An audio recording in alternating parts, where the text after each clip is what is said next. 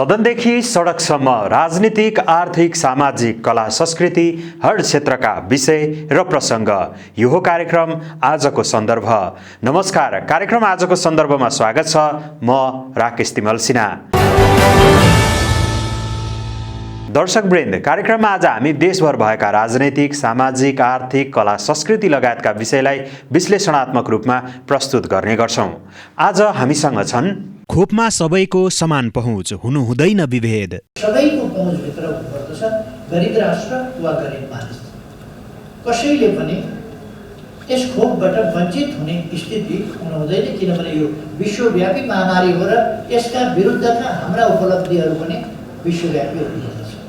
खोप अभियान सुरु भएसँगै बढ्दैछ आत्मबल र यसले अब हामीलाई विश्वास बढाएको छ। हामी विश्वस्त भएका छौँ कि अब कोभिड-19 हामी पराजित गर्न सक्छौँ भन्ने आत्मबल पनि हामीलाई बढेको छ। वामदेवको बोली आलो पालो सहमति छोड्नु नै गल्ती। केपी कामरेडले महासचिवलाई यो पनि निर्णय गरिहाल्नुहोस्, लेखिहाल्नुहोस् भनेर भन्नुभयो, उहाँले छोड्नुभयो। यो आजको विभाजनको सुरुवात त्यसै बेला हो। आउनुहोस् आजको सन्दर्भ सुरु गरौँ देशभरका ताजा खबरहरूबाट। प्रधानमन्त्री केपी शर्मा ओलीले 3 महिनाभित्र सम्पूर्ण नेपालीलाई कोभिड-19 विरुद्धको खोप उपलब्ध गराइसक्ने बताउनु भएको छ। बुधबार कोभिड-19 विरुद्धको खोप अभियानको शुभारम्भ कार्यक्रममा बोल्दै प्रधानमन्त्री ओलीले सम्पूर्ण नेपालीलाई 3 महिनाभित्र कोभिड-19 विरुद्धको खोप उपलब्ध गराइसक्ने बताउनु भएको हो। भारत सरकारले अनुदानमा उपलब्ध गराएको 10 लाख डोज खोप बुधबारदेखि देशभर लगाउन सुरु गरिएको छ।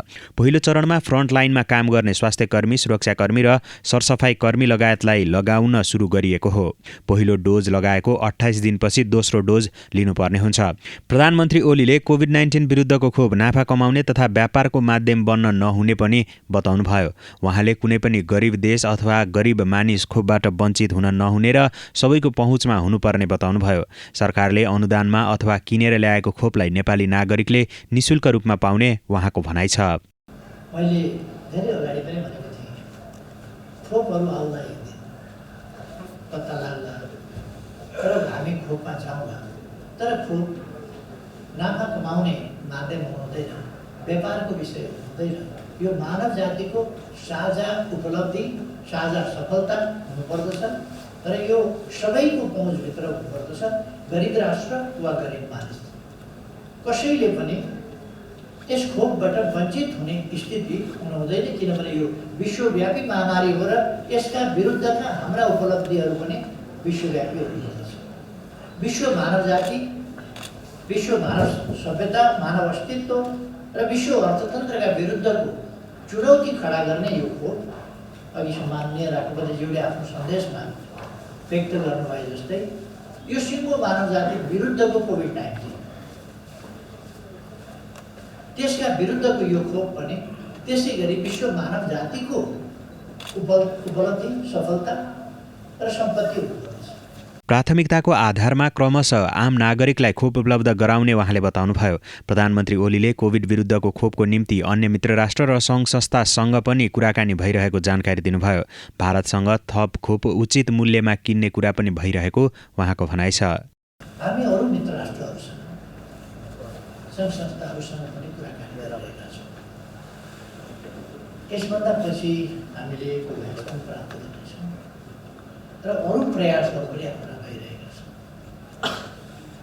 र हामी भारत सरकारसँग उचित मूल्यमा थप भ्याक्सिन खरिद गर्नका लागि पनि कुराकानी गरिरहेका छौँ र म विश्वस्त छु यसमा। प्रधानमन्त्री ओलीले खोप प्रारम्भ भए पनि कोभिड-19 सम्पूर्ण रूपमा नियन्त्रण नभएसम्म मास्क प्रयोग गर्ने, सामाजिक दूरी कायम गर्ने, सरसफाई र खानपानमा ध्यान दिन आग्रह पनि गर्नुभएको छ।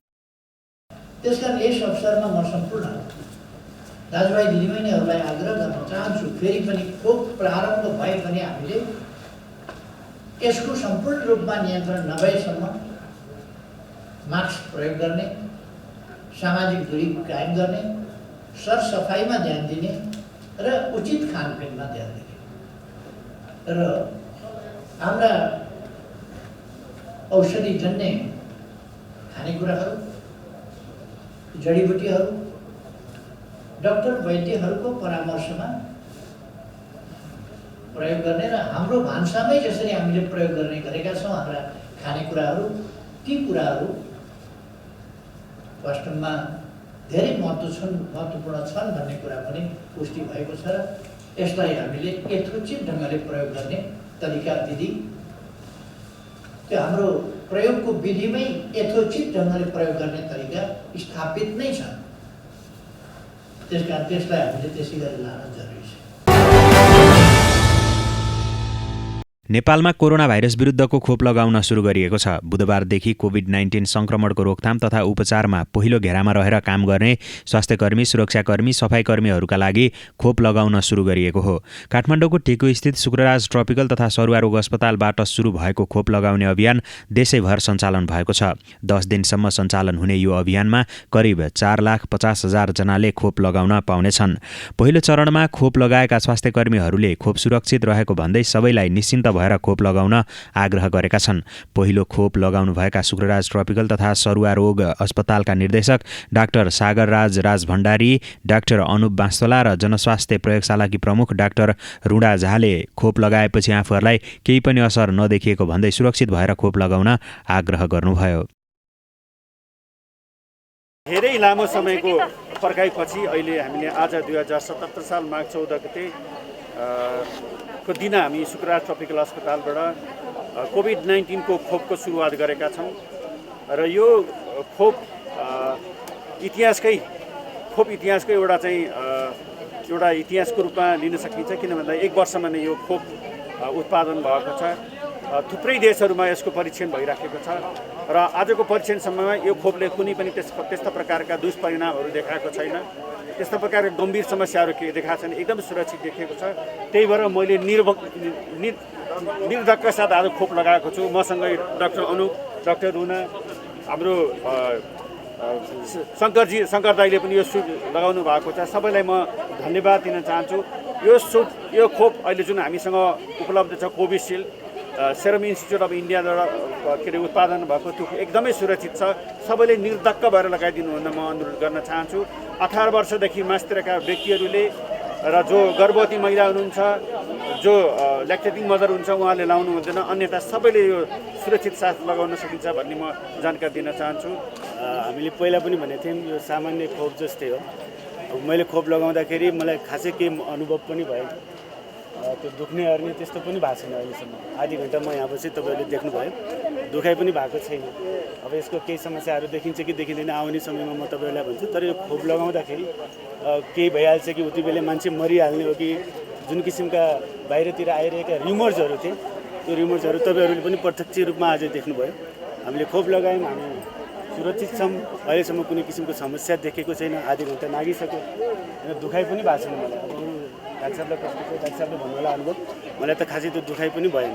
त्यसै कारणले यो सामान्य खोप जस्तो छ। मसँग रिलेटेड जति पनि इन्फर्मेसनहरू, इन्फोडेमिकहरू, नकारात्मक चर्चा परिचर्चा भएको छ, त्यसलाई चाहिँ हामीले सामान्य अन्य भ्याक्सिन जस्तै यो भ्याक्सिन हो भन्ने कुरा आम सर्वसाधारणले बुझ्न जरुरी छ। त्यो बुझाइ हाम्रो पहिलेदेखि थियो। फलस्वरूप आज मैले सौभाग्यमानी मान्छु कि यो दोस्रो खोप नेपालमा मैले लगाउनु पाएँ। एउटा स्वास्थ्यकर्मी जो कोभिडमा बिरामी उपचारमा खटिएको थिएँ, यसले चाहिँ नेपालमा नयाँ कोरोनासँगको लडाइँमा हामीले नयाँ एउटा चाहिँ रणनीति तयार भएको छ। एउटा नयाँ चाहिँ युगको सुरु भएको छ जस्तो मलाई लागेको छ। आजको दिन मैले खोप लगाउन पाएँ र साथसाथै डाक्टर साहब जस्तै भने एउटा फर्स्ट महिला पनि हो यो खोप लगाउने। यो फ्रन्टलाइन स्वास्थ्यकर्मीलाई दिने भन्दाखेरि एनपिएचएल फ्रन्टलाइनमै हो, तर सबभन्दा पहिला डाइरेक्टरले नै लगाइहाल्नुपर्ने जरुरत नपनि हुन सक्थ्यो। तर एउटा रिप्रेजेन्टेसन पनि हो कि यो चाहिँ सुरक्षित छ खोप, सबैले हामीले लाउनुपर्छ। र यो सबै जति पनि फ्रन्टलाइनर हामी कर्मचारीहरू छौँ, चाहे त्यो सफाई कर्मचारी, स्वास्थ्य कर्मचारी, सबैलाई चाहिँ मैले भन्न खोजेँ कि यो चाहिँ सबैको लागि सुरक्षित छ। मैले पनि लगाएको छु भनेपछि म सबै महिला दिदीबहिनीहरूलाई पनि आग्रह गर्दछु कि निर्धक्क भएर यो खोप लगाउनुहोस्। यो खोप लगाउँदा देख्नु होला फेसियल एक्सप्रेसन पनि अलिकति पेन भएको पनि मलाई फिलिङ भएन। र त्यसपछि हामी यहाँ आधा घन्टा अब्जर्भेसनमा पनि बसिरहेका छौँ, देखिहाल्नु भएको छ केही पनि फिलिङ छैन। न यो खोप लाउनुभन्दा अगाडि मलाई त कुनै डर त्रास त्यस्तो केही थियो। इनफेक्ट म एकदमै प्राउड फिल गरिरहेको थिएँ कन्ट्रीमा थिएँ कि हाम्रो कन्ट्रीले चाहिँ ठ्याक्कै आजको दिन 1 वर्ष अगाडि हामीले कोभिडको पहिलो परीक्षण नेपालमा सुरु गरेका थियौँ र आज 1 वर्षपछि सबैको मेहनतले यो खोप चाहिँ हाम्रो देशमा भित्रिन सकेको छ र हामी नेपाली जनताले चाहिँ खोप लगाउन पाएका छौँ। त्यसैले म सबैलाई आग्रह गर्न चाहेँ कि यसमा कुनै भेदभाव कुनै सन्देह नराख्नुहोस् कि यो के होला कसो होला मलाई के भएर जाला। एउटा सानोभन्दा सानो औषधिको पनि साइड इफेक्ट हुनसक्छ। सो यो त्यसरी यसलाई आम साधारण औषधि जस्तै नै मान्नुपर्छ र त्यसरी नै यसलाई लिनुपर्छ। यसको लागि कुनै डर त्रास राख्नुपर्ने चाहिँ आवश्यकता छैन। बागमती प्रदेशमा पनि बुधबारदेखि कोरोना विरुद्धको खोप लगाउन सुरु गरिएको छ। बागमती प्रदेशका मुख्यमन्त्री डोरमणी पौडेलले खोप हस्तान्तरण गर्दै खोप अभियानको शुभारम्भ गर्नुभएको हो। बागमती प्रदेशको सामाजिक विकास मन्त्रालयद्वारा हेटौँडा अस्पतालमा आयोजित खोप शुभारम्भ कार्यक्रममा मुख्यमन्त्री पौडेलले कोरोना खोप स्वास्थ्यकर्मीलाई हस्तान्तरण गर्नुभएको हो। कार्यक्रमलाई सम्बोधन गर्दै मुख्यमन्त्री पौडेलले संसारका सबै देशमा नपुगेको खोप नेपालमा ल्याउन सरकारले खेलेको भूमिकाको प्रशंसा गर्नुभयो। उहाँले कोभिड रोकथामका लागि अग्रपङ्क्तिमा रहेर काम गर्ने स्वास्थ्यकर्मीलाई धन्यवाद दिनुभयो। कोरोना विरुद्धको खोप आएसँगै कोभिडलाई परास्त गर्न सकिने उहाँको भनाइ छ। तर सरकारले अत्यन्तै मेहनत र परिश्रमका साथ हामी सबैको शङ्कालाई निवारण गरेको छ र मलाई लाग्छ विश्वका धेरै मुलुकहरूमा अहिले पुगेका छैनन् खोप, तर नेपालमा हामीले आज शुभारम्भ गरेका छौँ र यो कोभिड-19 लाई नियन्त्रण गर्नको निमित्त योभन्दा अगाडि जति पनि हाम्रा स्वास्थ्यकर्मी साथीहरूले अत्यन्तै मेहनत गर्नुभयो, दुःख गर्नुभयो, यो अग्रपङ्क्तिमा रहेर जे काम गर्नुभयो उहाँहरू सबैलाई म हार्दिक धन्यवाद दिन चाहन्छु, हार्दिक बधाई भन्न चाहन्छु र सरकारको काममा यो जुन ढङ्गले सहयोग पुर्याउनु भयो त्यसले सरकारलाई पनि एउटा आत्मविश्वास बढेको छ र तपाईँहरूप्रति सम्मान र श्रद्धा पनि बढेको छ र यसै गरी यो खोपको कार्यक्रम साँच्चै नै एउटा महत्त्वपूर्ण रहनेछ र यसले अब हामीलाई विश्वास बढाएको छ। हामी विश्वस्त भएका छौँ कि अब कोभिड-19 लाई हामी पराजित गर्न सक्छौँ भन्ने आत्मबल पनि हामीलाई बढेको छ। पहिलो चरणमा फ्रन्टलाइनमा खटिएका स्वास्थ्यकर्मी, सुरक्षाकर्मी र सफाईकर्मीलाई खोप लगाइनेछ। बागमती प्रदेशका 13 जिल्लाका 35 स्थानबाट कोरोना विरुद्धको खोप प्रदान गरिने सामाजिक विकास मन्त्रालय बागमती प्रदेशका कोभिड-19 प्रवक्ता डाक्टर पुरुषोत्तम सेडाईले बताउनुभयो। खोप लगाउँदा कुनै साइड इफेक्ट देखा परे त्यसको समाधानका लागि टिम तयारी अवस्थामा रहेको उहाँले बताउनुभयो। खोप अभियान सुरु भएसँगै कोरोना विरुद्धको लडाईँ नयाँ चरणमा प्रवेश गरेको उहाँको भनाइ छ। हाम्रो भ्याक्सिनेटरहरू रेडी हुनुहुन्छ। कुनै पनि साइड इफेक्ट भयो भने त्यसको चाहिँ व्यवस्थापन गर्ने हाम्रो चाहिँ टिम पनि हाम्रो रेडी छ र यसरी आवश्यक पर्ने अन्य लजिस्टिक पनि हामीले पुर्याइसकेका छौँ र रेकर्डिङ रिपोर्टिङ सिस्टम पनि अहिले हाम्रो चाहिँ एकदमै दुरुस्त रूपमा छ। अब आजबाट हामीले भ्याक्सिन सुरु गऱ्यौँ र अब हामी यसलाई चाहिँ चरणबद्ध रूपमा लैजान्छौँ। यो पहिलो चाहिँ समूहको लागि गरिएको हो। अब हामी दोस्रो समूहमा जान्छौँ, त्यसपछि तेस्रो समूहमा जान्छौँ र यो चाहिँ कोभिड विरुद्धको एउटा टुल्स, नयाँ टुल्स चाहिँ हामीले अब प्रयोग गऱ्यौँ। हिजो अस्ति चाहिँ हामीले दूरी कायम गर्ने भन्ने गर्थ्यौँ अथवा चाहिँ मास्कको प्रयोग गर्ने भन्ने गर्थ्यौँ अथवा चाहिँ बारम्बार हात धुने गर्ने भन्ने गर्थ्यौँ भने आज खुसीको कुरा अब नयाँ टुल्स चाहिँ हामीले प्रयोग गऱ्यौँ र अब कोभिडको विरुद्धको लडाइँमा चाहिँ हामी सफलताको नजिक चाहिँ छौँ। बागमती प्रदेशका मातहतका जिल्लाहरूमा पुर्याउन 76,000 भाइल खोप प्राप्त भएको र 64,000 स्वास्थ्यकर्मीको तथ्याङ्क प्राप्त भएको जनाइएको छ।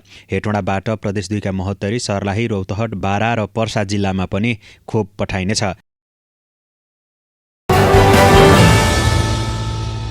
नेपाल कम्युनिस्ट पार्टी नेकपाका उपाध्यक्ष वामदेव गौतमले विभाजित पार्टीलाई एकता गराउन भन्दै एकता राष्ट्रिय अभियानको घोषणा गर्नुभएको छ। बुधबार ललितपुरको धोबीघाटमा कार्यक्रम गरी उपाध्यक्ष गौतमले विभाजित नेकपालाई एकता गराउनको निम्ति नेकपा एकता राष्ट्रिय अभियानको घोषणा गर्नुभएको हो।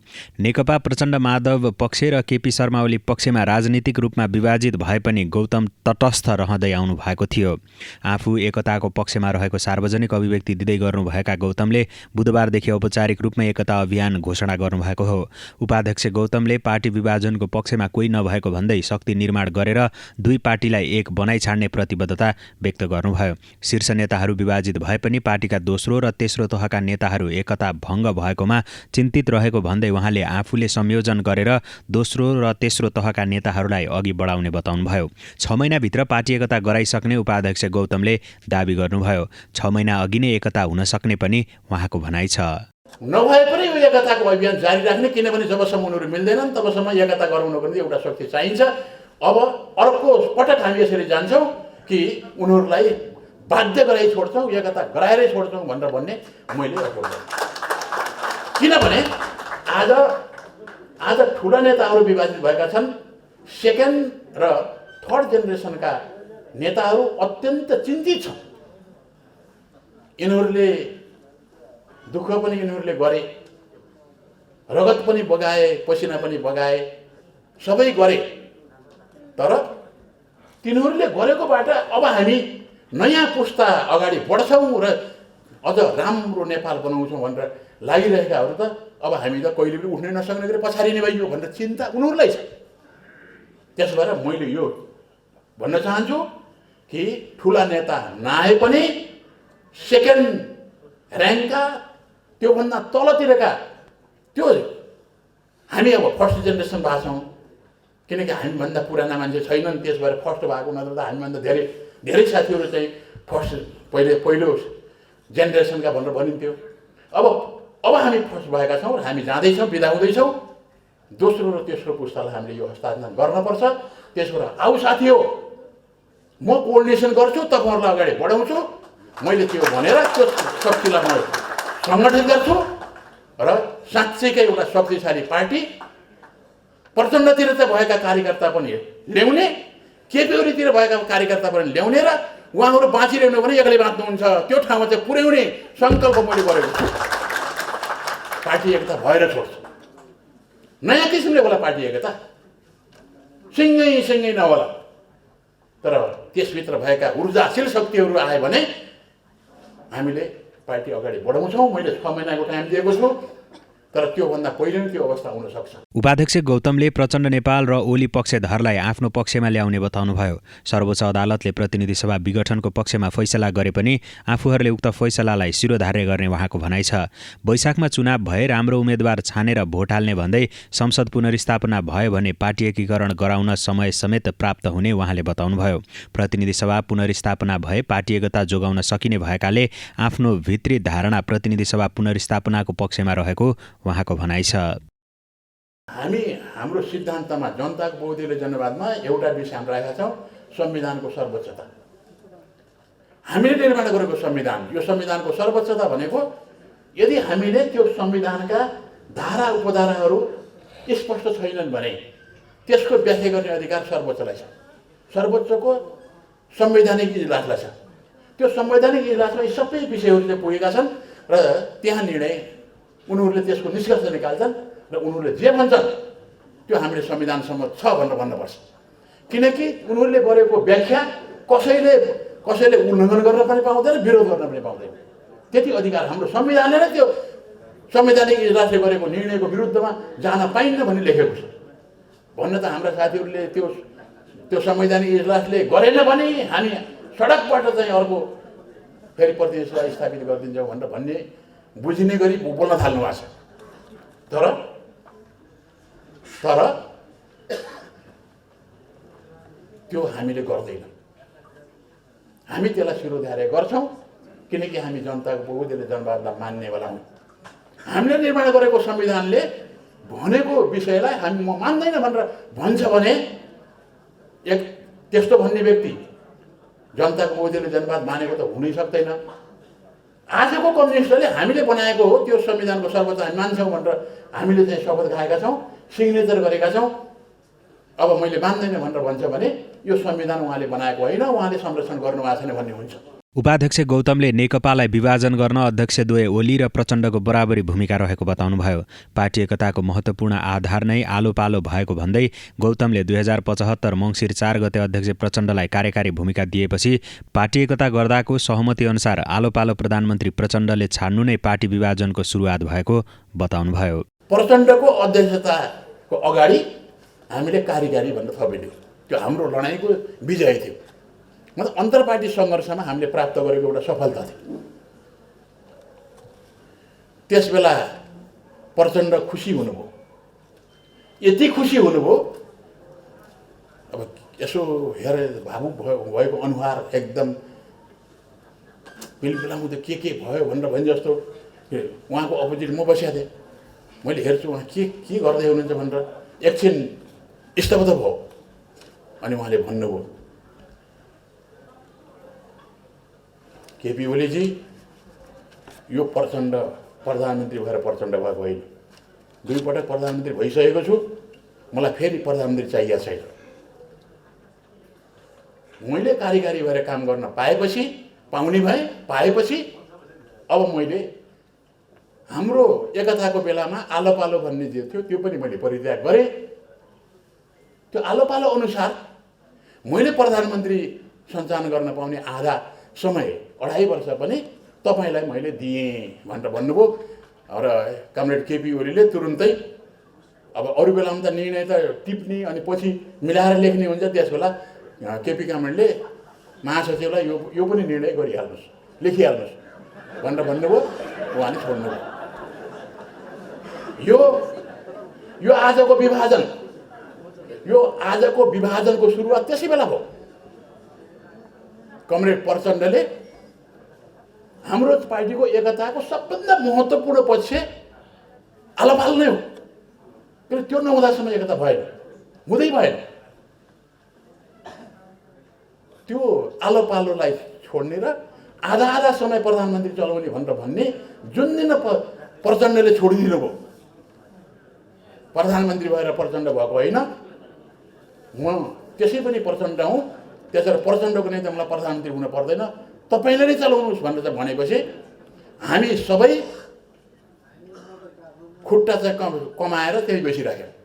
उपाध्यक्ष गौतमले अर्को पार्टी बनाउँछन् भन्ने सन्देश गएको भन्दै आफूहरूले अर्को पार्टी नबनाएको स्पष्ट पार्नुभयो। सर्वोच्चमा परेको मुद्दा फैसला हुने बित्तिकै ओली र प्रचण्ड पक्षका नेताहरू पनि आफूहरूसँग मिसिन आउने उहाँको दाबी छ। नेपाल कम्युनिस्ट पार्टी नेकपा प्रचण्ड माधव पक्षले प्रतिनिधि सभा विघटनको विरोधमा धरना कार्यक्रम गरेको छ।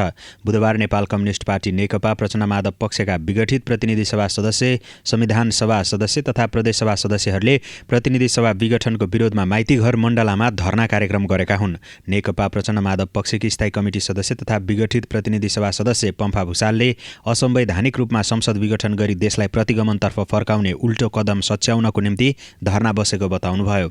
संविधान संघीयता, गणतन्त्र र जनमतको रक्षाको निम्ति धरना बसेको उहाँको भनाइ छ। संविधानमाथि गरेर असंवैधानिक तरिकाले प्रतिनिधि सभा विघटन गरेको केपी ओलीको प्रतिगमनका विरुद्धको आन्दोलनको एउटा कडी हो आजको धरना। संविधानमा हुँदै नभएको व्यवस्था अनुरूप जुन ढङ्गले प्रतिनिधि सभा विघटन गरिएको छ, यो संविधान, लोकतन्त्र र जनताको अभिमतमाथिको घात हो। त्यो देशलाई प्रतिगमनतिर फर्काउने उल्टो कदम हो। त्यसलाई सच्याउनका निम्ति हामी आन्दोलनमा छौँ। विघटित प्रतिनिधि सभा सदस्य हरिबोल गजुरेलले जनताले आफ्नो प्रतिनिधि मार्फत बनाएको संविधानमाथि हस्तक्षेप भएको हुँदा आम जनता धरनामा बस्नुपर्ने आवश्यकता रहेको बताउनुभयो। संविधानको रक्षा गर्न र जनतालाई संविधानको रक्षाको निम्ति आउने विश्वासका साथ धरनामा बसेको उहाँको भनाइ छ। यो धरना चाहिँ आम जनता धरना भन्नुपर्ने हो, आन्दोलनमा हुनुपर्ने हो। किन हामीले संविधान त जनताले चुनेका प्रतिनिधि बनाएको संविधान हो। त्यो संविधानमाथि नै हस्तक्षेप भयो। संविधानको प्रावधान नै कुल्चिएर संविधान संसद विघटन गर्ने काम भयो। यो त जनताको सरकारको चासोको, तपाईँहरूको चासोको विषय हो, हाम्रो मात्रै कुरो होइन। हामी त संविधान बनाइदिउँ, त्यसको रक्षा गर्ने काम त जनताको हो नि। त्यसैले मलाई हामी जनताको रक्षाको लागि यो जनता अगाडि आउँछ र त्यो विश्वास। नेकपा प्रचण्ड माधव पक्षले प्रतिनिधि सभा विघटनको विरोधमा आन्दोलनको विभिन्न कार्यक्रम आयोजना गर्दै आएको छ। बुधबारदेखि सुरु भएको यस धरना शनिबार बाहेक 21 गतेसम्म प्रत्येक दिन 2 घण्टा बस्ने बताइएको छ।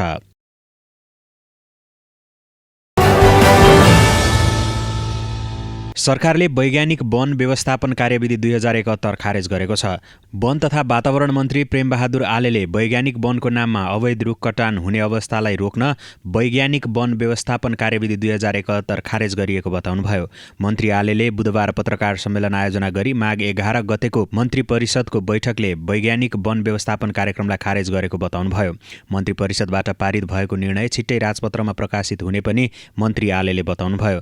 कार्यविधि खारेज भएपछि दिगो वन व्यवस्थापन अन्तर्गत कतै पनि हरियो वन सखाफ नहुने गरी कार्ययोजना बनाएर जाने तयारी मन्त्रालयले गरिरहेको पनि मन्त्री आलेले बताउनुभयो।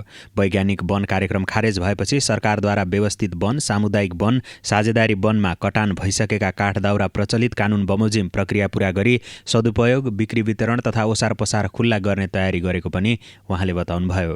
विगतमा वैज्ञानिक वनको नाममा जहाँ तपाईँको 80वटा प्लट बनाएर वैज्ञानिक वनको नाममा जसरी रुखहरू कटान हुन्थ्यो त्यो विषयमा सम्माननीय प्रधानमन्त्रीज्यूले नै जेठ 15 गते उहाँकै अध्यक्षतामा बसेको मन्त्री परिषदको बैठकले वैज्ञानिक वनमा भएका काठहरू सबै रोक्ने भनेर उहाँले क्याबिनेटबाट निर्णय पनि भएको थियो। र अहिले मात्रै अस्ति मात्रै हामीले क्याबिनेटमा प्रस्ताव लाग्दाखेरि यो वैज्ञानिक वन खारिज गर्ने भनेर जुन प्रस्ताव लगेको थियो त्यो चाहिँ पारित पनि भएको छ। त्यसलाई छिटै हामी कहाँ त्यो राजपत्राङ्कमा पनि त्यो प्रकाशित हुनेछ र हरियो वन नेपालको धन कतै पनि यो चाहिँ हरियो वन चाहिँ सकाप नहुने गरी दिगो वन व्यवस्थापन अन्तर्गत हामी कार्ययोजना बनाएर यसलाई कसरी अगाडि बढाउने भन्ने सवालमा पनि मन्त्रालय एकदमै छलफलको क्रममा छ। यो छिटै हामी यो विषयमा पनि पत्रकार साथीहरूलाई हामी जानकारी गराउने नै छौँ। मिति 2077-2015 भन्दा अगाडि कटान तथा सङ्कलन भएका साल लगायतका काठ दाउराहरू घाटगद्दी गरिएका वा वन क्षेत्रमा विभिन्न अवस्थामा रही बिक्री वितरण रोक लगाइएकोमा लामो समयसम्म काठ दाउरा दुरुपयोग तथा बिक्री वितरण नगरी यथा स्थितिमा राख्न एकातर्फ काठ दाउराको गुणस्तरमा ह्रास भई राजस्व सङ्कलनमा असर पर्ने र अर्कोतर्फ विकास निर्माण, सर्वसाधारण उपभोक्तालाई माग आपूर्ति र विभिन्न सांस्कृतिक सम्पदा निर्माणका लागि काठ कमी हुन गएको अवस्थामा मध्यनजर गर्दै र नेपाल सरकार मन्त्री परिषदबाट गठित स्वीकृत वन सम्बन्धी उच्च स्तरीय छानबिन समितिको प्रतिवेदनका सिफारिसहरू कार्यान्वयन गर्नका लागि वन तथा वातावरण मन्त्रालयलाई निर्देशन दिएको पृष्ठभूमिलाई समेत मध्यनजर गर्दै ध्याय बमोजिमको निर्णय हुन नेपाल सरकार मान्य मन्त्री स्तरको स्वीकृति लिई नेपाल सरकार मन्त्री परिषदको स्वीकृति एवं निर्णय लागि श्री प्रधानमन्त्री तथा मन्त्री परिषदको कार्यालयमा प्रस्ताव सहित पठाउन मनासिब देखि आवश्यक कारबाहीको लागि टिप्पणी फाइल पेश गरेका छौँ। एकमा नेपाल सरकार मन्त्री परिषदको मिति 2077-2028 को निर्णयद्वारा गठित उच्च स्तरीय छानबिन समितिको सिफारिस अनुसार वैज्ञानिक वन व्यवस्थापन कार्यविधि 2071 खारिज गर्ने, वैज्ञानिक वन व्यवस्थापन कार्यविधि 2071 अनुरूप वैज्ञानिक वन व्यवस्थापन कार्यक्रम लागू भएका बाहेकका सरकारद्वारा व्यवस्थित वन, सामुदायिक वन र साझेदारी वनमा कटान भई घाटगद्दीमा रहेका र वन क्षेत्रमा विभिन्न अवस्थामा रहेका काठ दाउरा प्रचलित कानुन बमोजिम प्रक्रिया पूरा गरी सदुपयोग, बिक्री वितरण तथा ओसार पसार खुला गर्ने। 3. वैज्ञानिक वन व्यवस्थापन कार्यविधि 2071 अनुरूप वैज्ञानिक वन व्यवस्थापन कार्यक्रम लागू नगरिएका सरकारद्वारा व्यवस्थित वन, सामुदायिक वन र साझेदारी वनमा प्रचलित कानुन बमोजिम स्वीकृत भएका वन व्यवस्थापन कार्ययोजना बमोजिम कार्यहरू नियमित रूपमा सुचारू गर्ने। काठ दाउरा कटान, मुछान, बिक्री वितरण तथा ओसार पसार सम्बन्धमा प्रदेश वन निर्देशनालय अनुगमन गरी प्रदेश उद्योग, पर्यटन, वन तथा वातावरण मन्त्रालयमा प्रतिवेदन बुझाउने र यस क्रममा कुनै अनियमितता गरेको पाइएमा सम्बन्धित व्यक्ति, पदाधिकारी, कर्मचारी, परामर्शदाता र अवैध काठ कटानका लगानीकर्तालाई कानुन बमोजिम कारबाही गर्ने प्रदेश उद्योग, पर्यटन, वन तथा वातावरण मन्त्रालयलाई निर्देशन गर्ने भनेर यो निर्णयहरू हामीले पठाएका थियौँ। पछि क्याबिनेटमा त्यो छलफल हुँदाखेरि 5 गते यसलाई फेरि तपाईँहरूले चाहिने छुट्टै प्रस्ताव ल्याउने भनेर सामान्य प्रधानमन्त्रीज्यूबाट त्यो भएको हुनाले त्यसपछि हामीले छुट्टै प्रस्ताव लगेर गएका छौँ। यी मध्येमा अब वैज्ञानिक वन खारिज 2071 खारिज गर्ने र दोस्रोमा चाहिँ वैज्ञानिक वन बाहेकका काठहरू सम्पूर्ण खुला गर्ने भनेर एउटा त्यो भएको छ। अनि त्यसपछि गएर तपाईँको चाहिने यो दुईवटा निर्णय हामीले पेश गरेका छौँ। अब छिटै सकभर आज बेलुकासम्म पत्रकार साथीहरूले प्राप्त हुने गरी हामी तपाईँहरूलाई यो क्याबिनेटको निर्णय तपाईँहरूलाई हामी तपाईँहरू यहाँबाट मन्त्रालयबाट तपाईँहरू लिन सक्नुहुन्छ। वैज्ञानिक वन कार्यक्रम खारेज भएपछि काठदाउरा कटान, मुछान, बिक्री वितरण तथा ओसार पसार सम्बन्धमा प्रदेश वन निर्देशनालय मार्फत अनुगमन गरी प्रदेशको उद्योग, पर्यटन, वन तथा वातावरण मन्त्रालयमा प्रतिवेदन बुझाइ अनियमितता भएको पाइए संलग्नलाई कानुन अनुरूप कारबाही गरिने पनि बताउनुभयो। यस्तै निजगढ अन्तर्राष्ट्रिय विमानस्थल निर्माण गर्ने बजेट सुनिश्चितता नभएसम्म रुख कटान गर्न स्वीकृति नदिने पनि मन्त्री आलेले प्रश्न पार्नु भएको छ। विमानस्थल निर्माण गर्ने बजेट सुनिश्चित भएपछि मात्रै वन मन्त्रालयले प्रक्रिया अगाडि बढाउने पनि उहाँले बताउनुभयो। यो निजगढ विमानस्थलको अवलोकन गर्न जाने भनेर प्रशासन पर्यटन मन्त्रीज्यूले नै अब यो निजगढ विमानस्थलको लागि करिब मैले के भनेछु भन्दाखेरि मेरो कमिटमेन्ट के छ भन्दा जुन ठाउँमा एयरपोर्ट बन्ने हो रनवेमा जति जमिन चाहिन्छ त्यति मात्रै गरौँ। यो साराका सारा 8045 हेक्टर जुन चाहिने निजगढ विमानस्थलको नाममा आएको जमिन पुरै चाहिने हराभरालाई चाहिँ सकाप पार्ने गरी यो मन्त्रालयले आफ्नो काम अगाडि बढाउँदैन। हामीले गर्ने भनेको जति रनवे बन्ने हो 1900 हेक्टरमा त्यति मात्रै गरौँ भनेर मैले त्यो भनेको हो। यसमा मैले स्पष्ट पनि पत्रकार साथीहरूलाई म गर्न चाहन्छु। र अहिले तपाईँको 191 को चाहिने छपान भएको छ, नम्बरिङ भएको छ हैन, त्यो चाहिने हटाउन सक्ने चाहिने अवस्थामा हामी छौँ। तर सम्मानित सर्वोच्च अदालतले पनि यदि चाहिँ बजेटको सुनिश्चितता भयो, एयरपोर्ट यदि कन्फर्म बन्ने भएपछि त्यसपछि अगाडि बढ्दा हुन्छ भनेर सर्वोच्च अदालतको पनि त्यो निर्णय मैले सुनेको छु। रुख काट्न किन हतार भन्दा कुनै पनि हतार छैन हामीलाई। जबसम्म बजेटको सुनिश्चितता हुँदैन हतारमा रुख काट्ने कुरा आउँदैन। अब यसको लागि चाहिँ 2.5 अरबले मात्रै त्यो त इनाफ त हुँदैन, त्यो बजेट प्राप्त हुँदैन। कम्तीमा पनि अर्थ मन्त्रालयले बजेटको सुनिश्चितता गरेको अवस्थामा एयरपोर्ट त हामीले बनाउनु पर्यो। र त्यो एयरपोर्ट बजेटको सुनिश्चितता भइसकेपछि टाङ्गिया बस्ती जो 1476 छ त्यो बस्तीलाई अन्यत्र व्यवस्थापन भइसकेपछि मात्रै वन तथा वातावरण मन्त्रालयले आफ्नो प्रक्रिया अगाडि बढाउँछ। अहिले रुख काट्ने कुरामा कुनै हतारो पनि छैन, हामी हतार गर्नेवाला पनि छैनौँ। मन्त्री आलेले निजगढ विमानस्थल निर्माण गर्दा जुन ठाउँमा एयरपोर्टको रनवे बन्ने हो त्यही ठाउँमा मात्रै रुख कटानको स्वीकृति दिने पनि बताउनु भएको छ। विमानस्थलमा 1900 हेक्टरमा मात्रै रनवे बन्ने भएकाले सोही जमिन मात्रै रुख कटान गर्न स्वीकृति दिने तयारी भइराखेको पनि स्पष्ट पार्नु भएको छ। मन्त्री आलेले आफूले मन्त्रालय सम्हालेको 1 महिनामा मन्त्रालय मातहतका धेरै कार्यक्रमलाई व्यवस्थित गराउन लागेको दावी समेत गर्नुभएको छ। सिँचाइ नभएका स्थानमा जडीबुटी खेती गर्न सरकारले नै बिउ बिरुवा उपलब्ध गराउने र उत्पादन भइसकेपछि बजारको व्यवस्थापन गरिदिने योजना बनाएको उहाँले बताउनुभयो।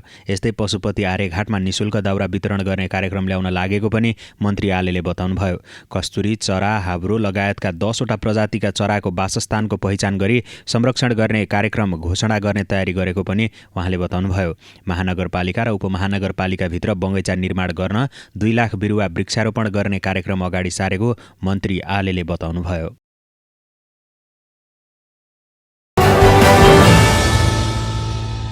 राष्ट्रिय योजना आयोगका उपाध्यक्ष डाक्टर पुष्पराज कँडेलले एमसिसी सहायता नआए सरकारले आफ्नै लगानीमा भए पनि परियोजना कार्यान्वयन गर्नुपर्ने बताउनु भएको छ। एमसिसीबारे राजनैतिक रूपमा पक्ष र विपक्षका धारणा बनाउँदा परियोजना आफै गलत हो कि भन्ने भ्रम पनि सिर्जना भएको उपाध्यक्ष कँडेलले बताउनु भएको छ। परियोजनाको राजनीतिक पक्ष जे जस्तो भए पनि केही वर्षभित्र विद्युतको ठूलो राष्ट्रिय प्रसारण लाइन आवश्यक पर्ने भएकाले सरकारले एमसिसी स्वीकृत नभए पनि परियोजनालाई अघि बढाउनुपर्ने बताउनुभयो। उपाध्यक्ष कँडेलले एमसिसी परियोजना रूपान्तरणकारी आयोजनाको रूपमा 15औं योजनामा समेत समावेश भइसकेकाले सरकारले परियोजना निर्माणको कार्यलाई तीव्रता दिएको बताउनुभयो। तर देशको पुँजीको अपर्याप्तताको कारणले एमसिसी आवश्यक पर्ने देखिएको पनि उहाँले बताउनुभयो। एमसिसीको चाहिँ एउटा परियोजना हामीले 15औं योजनामा पनि राखेका छौँ, विद्युत प्रसारण आयोजना भनेर। विद्युत प्रसारण आयोजना ब्राकेटमा एमसिसी भनेर राखिएको छ। त्यसमा अलिअलि कन्फ्युजन पनि सिर्जना भएको देखिन्छ। तर मैले यसमा के भन्न चाहन्छु भने गर्ने नगर्ने पोलिटिकल लेभलको कुरा भयो। म अहिले यसको पोजिटिभ नेगेटिभ पाटोतिर म गइनँ। हरेकका आफ्नो आफ्नो व्यक्तिगत विचार होला, मेरो व्यक्तिगत विचार पनि छन्। सरकारले त्यसलाई चाहिँ कार्यान्वयन गर्ने भनेर संसदमा चाहिँ पेश गरेको, अब संसदै अहिले चाहिँ नभएको स्थिति भएको हुनाले गर्दाखेरि अब त्यसको कुरो चाहिँ पेन्डिङै भयो। तर त्यो आयोजना एज सच विद्युत प्रसारण आयोजना चाहिँ नेपालको अत्यावश्यक आयोजना हो। अमेरिकन सहयोग हामीले लिन्छौँ लिँदैनौँ त्यो बेग्लै पाटो भयो। तर विद्युत प्रसारण आयोजना चाहिँ दुईवटा कारणले, एउटा कुनै दिन हामीले विद्युत चाहिँ अब निर्यात गर्न सक्षम हुन्छौँ हामी र हामीले बाटो पायौँ भने, मार्केट पायौँ भने त्यसको लागि तयारी गर्नु पर्यो एउटा। दोस्रो, नेसनल नेटवर्क त तयार गर्नु पर्यो नि विद्युतको पनि। त्यो नेसनल हाइवे तयार गरेर सबै बेचीदेखि महाकालीसम्मको सबै जोड्नको लागि पनि हामीलाई चाहिँ हाई भोल्टेजको ट्रान्समिसन लाइन त चाहिन्छ। फेरि पश्चिमतिर उत्पादन भएका चाहिँ विद्युत त हामीले पूर्वमा खपत गर्ने कि नगर्ने, पश्चिमलाई विकासको मूल प्रवाहमा ल्याउने कि नल्याउने, किन हाम्रो मेजर नेचरल रिसोर्स नै चाहिँ र त्यसमा पनि वाटर रिसोर्स नै भएको कारणले गर्दा त्यसलाई प्रयोगमा ल्याउने हो भनेदेखि त चाहिँ ट्रान्समिसन लाइन त चाहियो। त्यस कारणले यो ट्रान्समिसन लाइन निर्माणको कुरालाई सरकारले गति दिएरै काम गराइराखेको छ अहिले पनि। उपाध्यक्ष कँडेलले राष्ट्रिय योजना आयोगले आफैले एमसिसी परियोजनालाई 15औं योजनामा समावेश नगरेको पनि स्पष्ट पार्नु भएको छ। ऊर्जा मन्त्रालयबाट निर्णय भएर आएको परियोजनालाई आयोगले पहिचान गरी रूपान्तरणकारी आयोजनामा समावेश गरेको प्रश्न पार्नुभयो।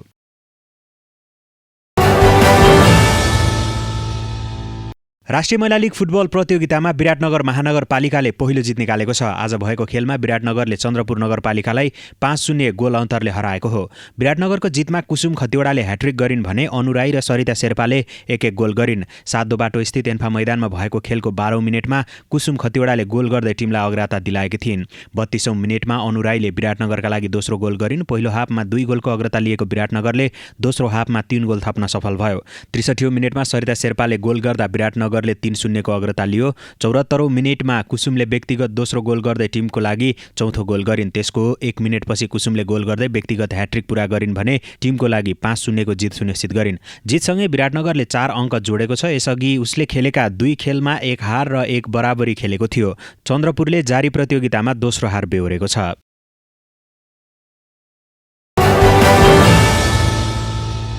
हवस् त कार्यक्रम आजको सन्दर्भ यति नै। कार्यक्रम कस्तो लाग्छ प्रतिक्रिया सल्लाह सुझाव दिनका लागि तपाईले हामीलाई फेसबुक र युट्युबमा पनि फलो गर्न सक्नुहुनेछ।